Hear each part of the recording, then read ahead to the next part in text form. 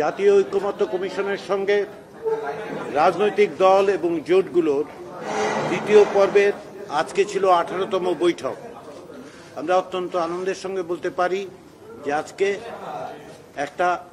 বড় ধরনের অগ্রগতি হয়েছে, একে ঐতিহাসিক বলেও চিহ্নিত করা যায়। আজকের বৈঠকের আলোচ্য সূচিতে অন্তর্ভুক্ত ছিল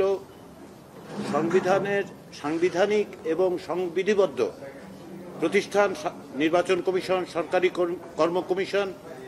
এবং এর বাইরে মহাহিসাব নিরীক্ষক ও নিয়ন্ত্রণ, দুর্নীতি দমন কমিশন এবং ন্যায়পাল নিয়োগের বিধান বিষয়ে আলোচনা। আজকে আমরা নির্বাচন কমিশন সংক্রান্ত আলোচনা সম্পূর্ণ করতে পেরেছি এবং সংবিধানের 7ম অনুচ্ছেদে যে নির্বাচন গঠন বিষয়ে বিধান আছে সেগুলো আলাপ আলোচনার মধ্য দিয়ে একটি ঐকমত্যে উপনীত হতে পেরেছি। নির্বাচন কমিশন মনোনয়নের জন্য সংবিধানে সুনির্দিষ্ট কমিটি গঠনের বিধান যুক্ত করতে রাজনৈতিক দল ও জোটগুলো ঐকমত্যে উপনীত হয়েছে। নির্বাচন কমিশন গঠন সংক্রান্ত সংবিধানের 118 অনুচ্ছেদের কতিপয় উপ অনুচ্ছেদ সংশোধনের বিষয়ে ঐকমত্য হয় এবং এখন নির্বাচন কমিশন প্রতিষ্ঠা সংক্রান্ত সংবিধানের 118 অনুচ্ছেদের এক উপ অনুচ্ছেদ সংশোধন করার জন্য আমরা একমত হয়েছি। সেখানে বলা হচ্ছে, নতুন যে টেক্সট আমরা বলছি সেটা এইরকম: প্রধান নির্বাচন কমিশনার এবং আইনের দ্বারা নির্ধারিত সংখ্যক নির্বাচন কমিশনার সমন্বয়ে বাংলাদেশের একটি নির্বাচন কমিশন থাকিবে এবং এক জাতীয় সংসদের স্পিকার, যিনি বাছাই সিলেকশন কমিটির প্রধান হইবেন, ডেপুটি স্পিকার, যিনি বিরোধী দল থেকে নির্বাচিত হইবেন, প্রধানমন্ত্রী, বিরোধী দলীয় নেতা এবং প্রধান বিচারপতির প্রতিনিধি হিসেবে আপিল বিভাগের একজন বিচারপতির সমন্বয়ে একটি বাছাই বা সিলেকশন কমিটি, প্রধান নির্বাচন কমিশনার এবং অন্যান্য কমিশনারদের নিয়োগ করিবার উদ্দেশ্যে বিদায়ী নির্বাচন কমিশনের প্রধান ও অন্যান্য কমিশনারগণের মেয়াদ শেষ হইবার 90 দিন পূর্বে সংসদে প্রণীত আইনের দ্বারা, যেখানে নির্বাচন কমিশনার হইবার যোগ্যতা অযোগ্যতা, প্রার্থী অনুসন্ধানের পদ্ধতি, প্রাধিকার ও কর্মপদ্ধতির উল্লেখ থাকবে, তাতে নির্ধারিত পদ্ধতিতে ইচ্ছাপত্র এবং প্রার্থীর সংশ্লিষ্ট তথ্যাদি আহ্বান করা সহ কমিটির নিজস্ব উদ্যোগে উপযুক্ত প্রার্থীর অনুসন্ধান কার্যক্রম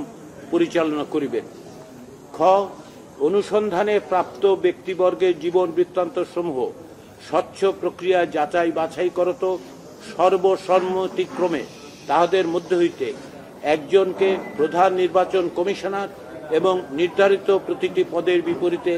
একজন করিয়া নির্বাচন কমিশনার হিসেবে নিয়োগের জন্য রাষ্ট্রপতির নিকট প্রেরণ করিবেন এবং রাষ্ট্রপতি তাহাদেরকে কার্যভার গ্রহণের তারিখ হইতে পরবর্তী 5 বছরের জন্য নিয়োগ দান করিবেন। স্পিকারের তত্ত্বাবধানে জাতীয় সংসদ সচিবালয় এই কমিটিকে সাচিবিক সহায়তা প্রদান করিবে। বিদায়ী কমিশনের মেয়াদ শেষ হইবার অথবা অন্য কোনো কারণে পদ শূন্য হইলে পরবর্তী দিন হইতে নবনিযুক্ত প্রধান নির্বাচন কমিশনার ও কমিশনারগণ দায়িত্ব গ্রহণ করিবেন। আমরা বিদ্যমান সংবিধানের 118 অনুচ্ছেদের 2, 3, 4, 5 এবং 6 উপ অনুচ্ছেদগুলো অপরিবর্তিত রাখার কথা বলছি, কিন্তু